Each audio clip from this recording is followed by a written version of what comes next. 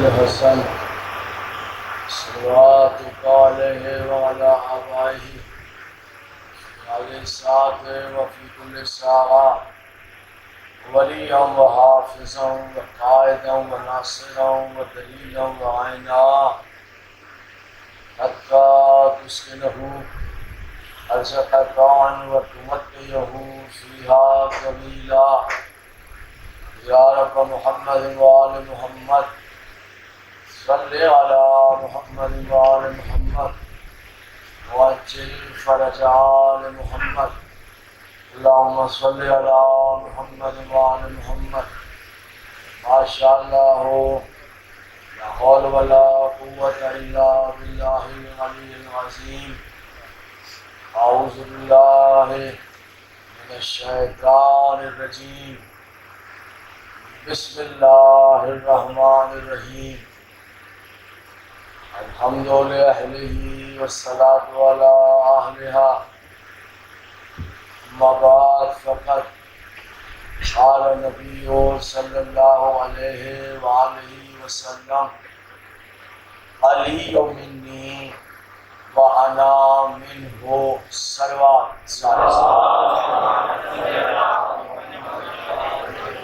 انتہائی واجب الاحترام سامعین، عشرہ محرم کی آپ حضرات الحمدللہ تائید مولا آج چھٹی مجلس سماعت فرما رہے ہیں۔ سلسلہ گفتگو ذہن عالی میں محفوظ ہے۔ ہمارے یہاں کی تقاریر کا عنوان ہے اگر علی نہ ہوتے۔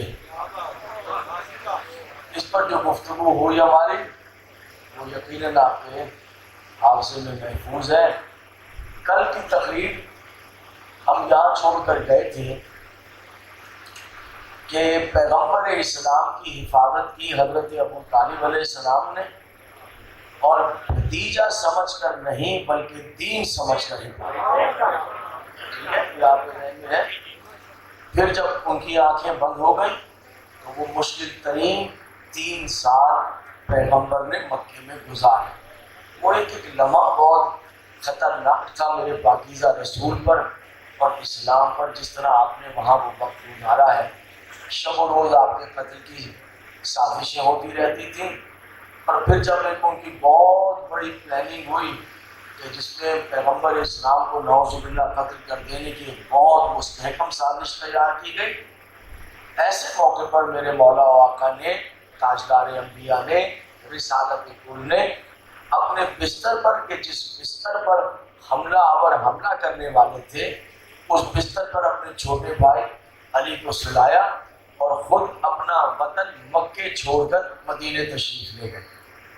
اس کے بعد امیر المومنین خاندان کی بیویوں کو لے کر اپنے بھائی کے پاس مدینے چلے گئے۔ اب وہ جو کافر تھے انہوں نے ایک لشکر بنایا، اور لشکر بنا کر مدینے کی طرف چلے، جنہیں بدر میں روک لیا گیا۔ کل کی گفتگو آپ نے سنی کہ ان کے ساتھ بدر میں کیا کل بدر میں آپ نے سنا کہ کون کون لڑنے کے لیے آیا تھا۔ وہ اسلام کی پہلی لڑائی تھی، اور آپ کو یاد ہے کہ ان لوگوں نے کس طرح عہد کر کے وہاں بھیجا تھا، کچھ ذہن میں ہے؟ یہاں بتوں کے سامنے ان کے سر جھکا کر ان سے عہد لیے تھے، پیمان لیے تھے کہ تم نے ہر حال میں معاذ اللہ نقل کفر کا باشد، جب تم آؤ گے تو اس طرح کامیاب ہو کر آنا کہ تمہارے نیزوں پر محمد کا سر ہونا چاہیے، علی نہیں بچنے چاہیے، اور ہم تمہیں ہر طرح کی جو کچھ مراحات ہیں وہ تمہیں دیں گے، ریشم کیا اور حریر کیا اور مشک کیا اور عنبر کیا اور جاگیریں کیا، کنیزیں کیا، غلام کیا، وہ ہم سب کچھ تمہارے لیے دیں گے، اور تم انہیں جو مانگو گے وہ تمہیں ہم دیں گے، لیکن تمہارا کام سلوات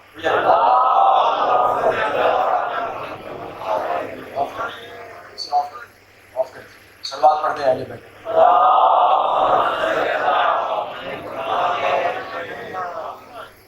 بس تم نے کرنا کیا ہے خاکہ بدن، بس تم نے محمد کا سر لے کر، یہ ہے کفر کا نظریہ۔ آپ کفر کی جانب سے ان حالات کو دل ملاحظہ فرما رہے ہیں۔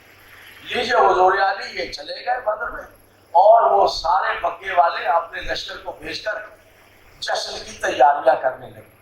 کہ جب وہ لشکر کامیاب ہو کر آئے گا تو ہم کس طرح اس لشکر کا استقبال کریں گے اور کس طرح جناب علی اپنے کامیاب لوگوں کے گلے میں ہار ڈالیں گے اور خوشیاں منائیں گے۔ لیکن ہمیں کیسے پتہ چلے کہ وہ لشکر واپس آ رہا ہے؟ اس لیے کہ ان کی خواہش یہ تھی کہ ہم اپنے لشکر کا جو جیت کر آئے گا مسلمانوں سے اس کا استقبال بیرون مکے جا کر کریں گے۔ سارے مکے والے کافر چلے جائیں گے اور مکے کے بعد تب بجا کر ڈھول بجا کر گیت گا کر خوشیاں منا کر اپنے قافلے کا جو ہمارے مجاہد گئے ان کا استقبال کریں۔ اس کے لیے انہوں نے اب یہ ذرائع تو تھے نہیں آپ کے یہاں جو آج ہے ٹیلی فون ہے اور یہ ہے وہ ہے، یہ تو تھے نہیں۔ انہوں نے اس کے لیے یہ کام کیا، یہ تو ہجری کی بات ہے، آپ 1438 ہجری میں ہیں، اتنا فاصلہ طے ہو چکا ہے۔ انہوں نے کچھ لڑکوں کو جن کی عمر 11 سال 12 سال 15 سال 14 سال 18 سال ایسے لڑکوں کو منتخب کر کے ایک ٹیم بنا کر انہوں نے بیرون مکہ پہاڑوں کے اوپر بٹھا دیا اور ان سے کہا کہ تم یہیں بیٹھے رہو گے، تمہارا کھانا پانی تمہاری ضرورت کی تمام چیزیں یہیں پہنچ جائے گا، تمہارا کام یہ ہے کہ تم مدینے کی جانب یعنی جہاں بدر کا لشکر آنے والا اس جانب دیکھتے رہنا، دور سے جب تمہیں وہ ہمارے نیلے پیلے بتوں کے جھنڈے نظر آئے تو تم نے ہمیں بتا دینا ہے کہ بھائی وہ لشکر آ رہا ہے، تو بس ہم سارے کے سارے مکے سے نکلیں گے اور بیرون مکے آ کر ان کا استقبال کریں گے۔ یہ طے ہو گیا اور وہ لڑکوں کو بٹھا دیا گیا اور پہاڑوں پر چڑھا دیا گیا۔ ان کو پہاڑوں میں چڑھنے پر کوئی زحمت بھی نہیں ہوئی چونکہ مکے والے تھے، وہاں پہ لڑکے بیٹھ گئے اور لڑکوں کو اور کیا چاہیے کہ مشغلہ ہی چاہیے ان کو، وہ مشغلہ ان کو مل گئے، اپنا کوئی کام رہ گیا نہ کچھ، بس وہ پہاڑوں پر بیٹھے ہیں اور گپ لگا رہے ہیں۔ لیجیے صاحب وقت گزرتا گیا اور ایک لمحہ آیا، کل آپ نے سن لیا کہ وہاں جانے والا کافروں کا لشکر جو ہے اس کے ساتھ کیا ہوا، وہ سب آپ نے داستان سنی۔ اب وہ لشکر وہاں سے واپس پلٹا اور ان کی نظر کی حدود پہ آیا اور دور سے کچھ آثار لشکر کے نظر آئے۔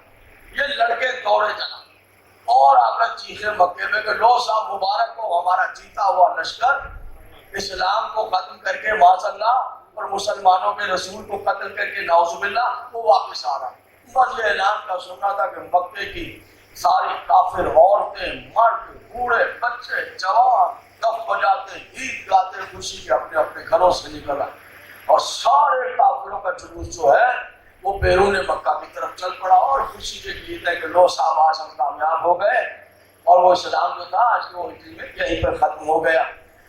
پہنچ گئے جناب علی اور وہ قافلے کی راہ میں بلکہ بچھا کر بیٹھ گئے، وہ بڑے بڑے بڈھے بڈھے ان کے پلو تھے بتوں کے پجاری جنہوں نے قسمیں دے کر بھیجا تھا اپنے لشکر کو، وہ بھی چلے تو کچھ چل بھی نہیں سکتے تھے، ان کو کاندھوں پر اٹھا کر لے آئے۔ اب وہ بیٹھے، وہ دور سے لشکر کے آثار نظر آ رہے ہیں۔ اب ان بڈھوں نے پوچھا کہ بھائی ذرا دیکھنا، تمہاری نظریں تیز ہیں، تم نوجوان ہو، ہمیں ذرا دور کی دکھائی کم دیتی ہیں، ذرا دیکھنا کہیں نیزے پر محمد کا سر نظر آ رہا ہے، ذرا دیکھنا۔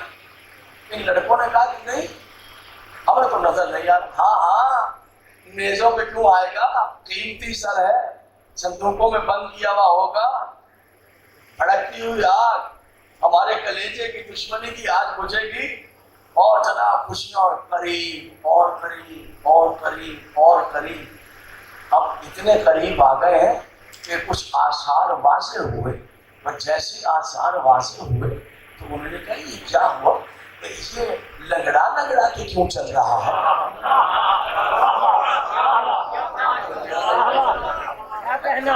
ارے یہ گرتا پڑتا کیوں آ رہا ہے، اور یہ اسے کیا ہوا ہے، یہ اسے کیا ہوا ہے، اس کا گریبان کیوں پھٹا ہوا ہے، اس کی داڑھی کیوں نوچی گئی ہے، یہ گیا تھا سر پہ بال تھے اب گنجا ہو کر کیوں آ رہا ہے، یہ گدھے کے اوپر تو لاشیں کسی نظر آ رہی ہیں، یہ کیا ہو گیا، یہ اجڑے ہوئے، یہ برباد ہوئے، یہ چہرے بگڑے ہوئے، لگتا ہے کہ دنیا کی ساری لعنت ان کے چہروں پہ آ کے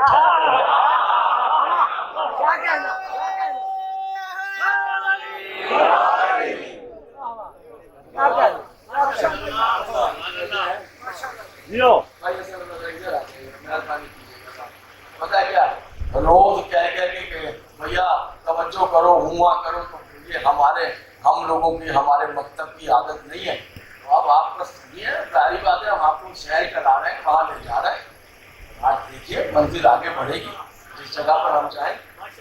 اب میں آپ سے یہی کہتا رہا ہوں کہ بھیا منہ ٹھیک کیجیے، کوئی سبحان اللہ کیجیے، واہ واہ کیجیے. اب آپ کیجیے نہ کیجیے، اب آپ کی مرضی، جو چاہے. میں نے تو پڑھ لیا، اب آپ جو چاہیں. ذرا ایسا کر لیں گے تو تھوڑی سی سہولت ہو جائے گی. مضمون جو ہے وہ اور زیادہ نکھر کر سامنے آ جائے. ایک مضمون پڑھنا ہے، اوپر سے اس کی پکڑ کو برقرار رکھنا ہے، تو وہ ذرا جو ہے ویسے جب تھکن بڑھتی جاتی ہے پڑھنے والی، اب پڑھے گا دوسرا کام شروع کر دے گے، تم بولو تم بولو تم بولو. یہ دونوں میں یہی کام ہونا. اب آپ آئی گئے ہیں تو تھوڑا سا آپ کو ہوا کرنے سے ذرا سا ہمیں پتہ چل جائے گا کہ جاگتے ہوئے لوگوں کے سامنے پڑھیں. نہیں بولیں گے تو سمجھ لیں گے بھیا پڑھنا تو تھا، ڈیوٹی لگائی تھی، سوتے ہوئے بھی پڑھ کے آ گئے. سمجھ رہے؟ پھر بعد میں نہ کہیے نا کہ کہیں کراچی سے سنے، لاہور سے سنے کہ نقوی صاحب آپ نے لاہور میں کہا تھا میں بہاری سوتے ہوئے لوگوں میں آ گیا تھا. بعد میں شکایت نہیں کر رہی، میں نے پہلے ہی بتا دیا آپ کو. صلوات پڑھ دیں محمد اور آل محمد. یہ کیا ہو گیا ہے؟ یہ چہرے کیسے بگڑ گئے؟ یہ لگ رہا کہ کیوں چل رہا ہے؟ ارے اس کو دو آدمیوں نے کیوں اٹھایا؟ وہ گدھے پر لاشیں کس کی ہے؟ یہ ہوا کیا ہے؟ یہ گزرے کیسے گئے؟ یہ کیا؟ وہ قریب سے قریب سے وہ بیٹھے تھے تیاریاں کر کے جشن منانے کی انتظار. کیا ہوا؟ سرکار محمد کا سرکار ہم سر نہیں لا سکے. کیوں سر کیوں نہیں لا سکے؟ کیا وجہ؟ وجہ یہ ہے کہ ہم جنگ ہار گئے.